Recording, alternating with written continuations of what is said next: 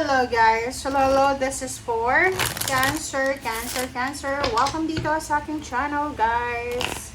Alamin natin Cancer kung anong messages, vibration, gabay energy para sa lahat. Okay, sa mga nanonood na Cancer ngayon, welcome guys.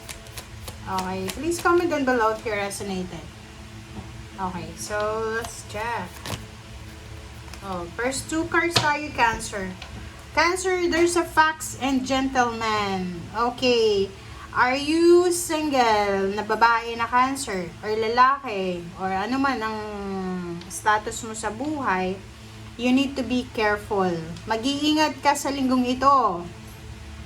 Sa love life natin, pwedeng yun. Pwedeng may mga iba sa inyo dyan na mabilis magtiwala. Huwag kayong magtitiwala Cancer sa mga nakikilala nyo sa online, sa internet. Second is, if it's about money, you need to be careful. Huwag kayong maglalabas ng pera, magbibigay ng pera sa taong wala naman, hindi nyo pa kilala. Or if it's, alam nyo na ramdam yung scam, kasi possible na ma-scam ka sa linggong ito. Okay? Sinasabi ng bara, mag-iingat sa mga kaibigan, sa dating kaibigan, sa bagong kakilala. Okay? This week, Cancer, there's someone na parang gusto kang i-deceive talaga. There's someone na intentionally. Okay? Sa linggong ito, intentionally na posibleng lolokohin ka, iskamin ka, traidorin ka. So, you need to be careful. Okay? Careful. Mapapera man yan, or trabaho, or love life.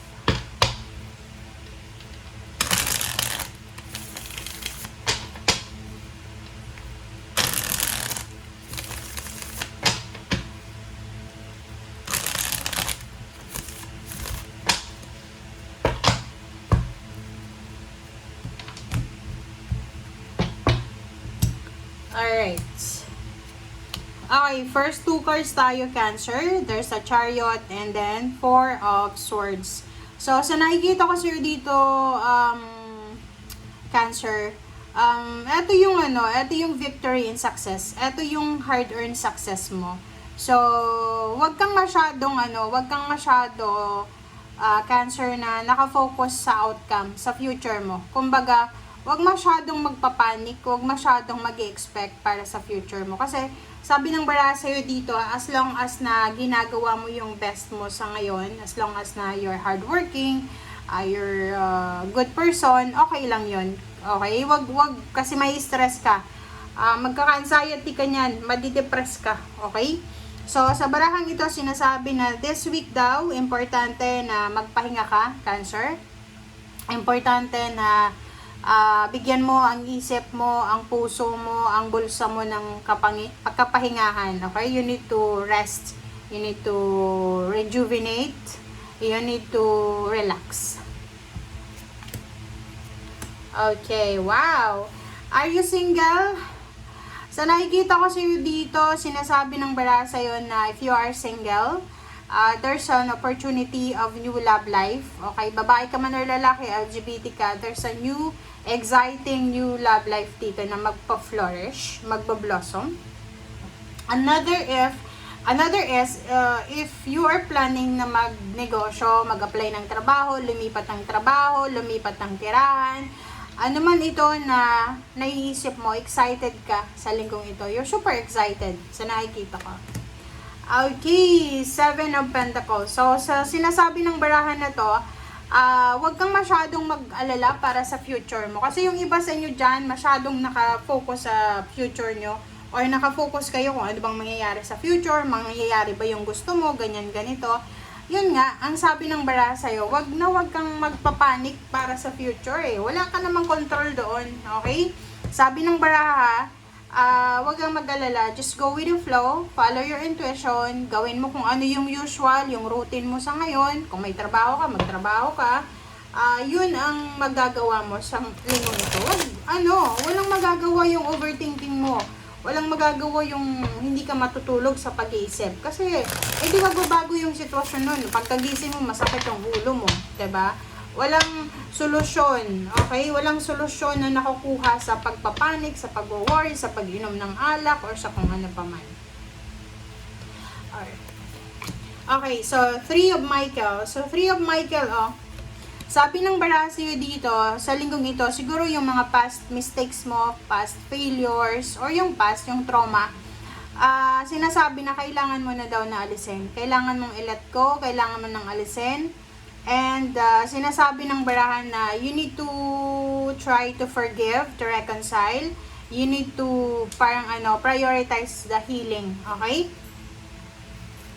Okay, next is Magician. Magician number 1. Sinasabi ng baraha sa'yo dito, oh, Cancer. Sabi sa'yo dito, you can manifest the life you want. Diba? Walang question doon. Kasi unang-una, napakasipag mo. Magaling ka.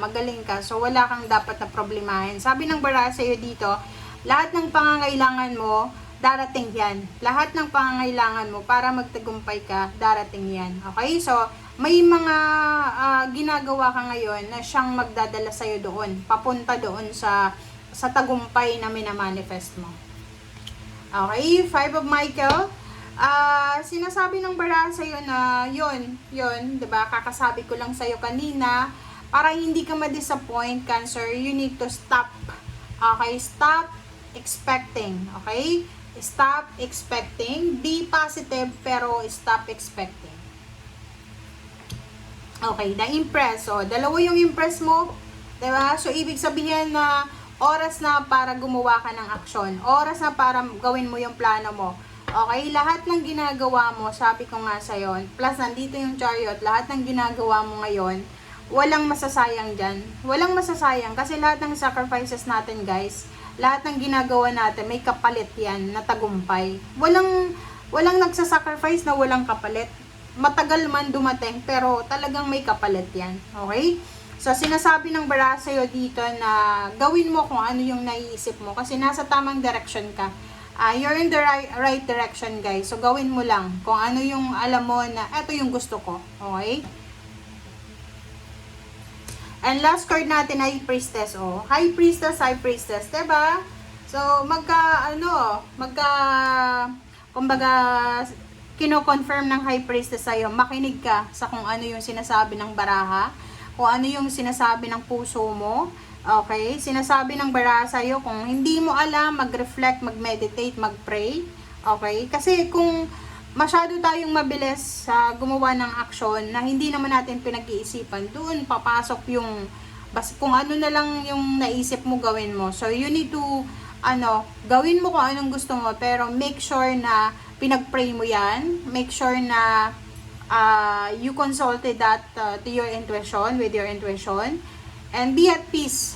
Manatiling kalmado tayo. Okay? Thank you. Bye!